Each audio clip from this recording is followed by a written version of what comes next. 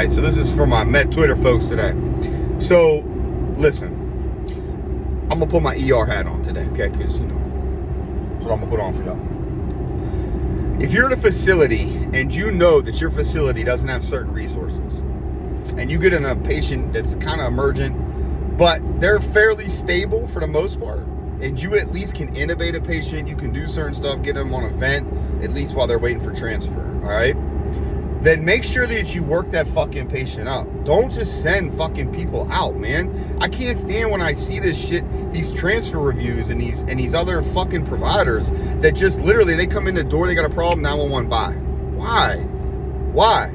If they're not dying in that minute, there's no need. Like, when they go to the next facility, do you think they're just magically gonna get shit done that much faster?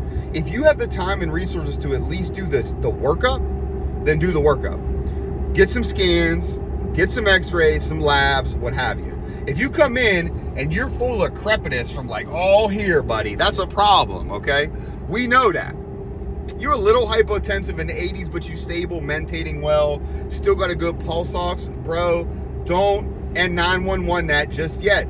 Get your workup. Because listen, if you get labs, and let's say they're, you know, obviously they're a little septic, not shocked, but they're getting there, all right? No fevers and shit, but they're a little tachycardic.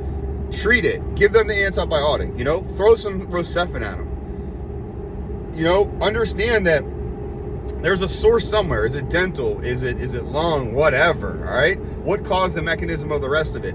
Get the scan. Oh, now you see it. Oh, okay. Now we got problems. Now we got pneumos. And now we got, you know, free air and all this shit. That's fine, but they're still stable. And if you know your neighboring facility has the same scanner, then make sure you just get the damn scan, man. Like, they can see all that there. That way, when you transfer that patient, for the most part, they have everything in front of them. All the labs and everything that you need. Yes, you may get some yourself if you're from that other place. You may get different ones, whatever. It doesn't matter. It's still the fact that if they're lactic acidosis, you at least treated them with some fluids and antibiotics to help out so that they don't get into septic shock, so that something doesn't occur. You still at least have the basic resources of antibiotics, fluids, vents, intubation for at least a stabilization. You may not be able to maintain it, but you can at least help out. That'll help out in the meantime also with the other provider, man, because then they're going to get that patient and be like, shit, at least his workup's done. I know the problem. We have the resources. All right, let me make a phone call and get that specialist on board.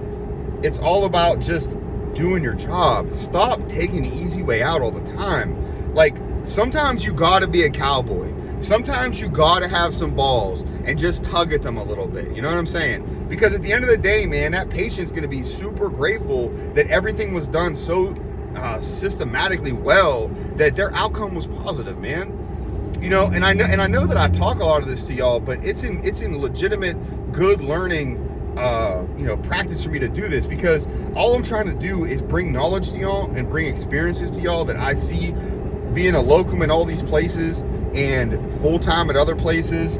You know, between the ER and ICU, I see so much of a different thing. And also doing hospitalist work, man. Like, I'm everywhere. I see all of it. Just understand that the patient matters, man. So just get that workup done. Get those scans, get those labs, treat some stuff, man. Practice medicine a little bit before you send them out, all right? Other than that, keep your heads up.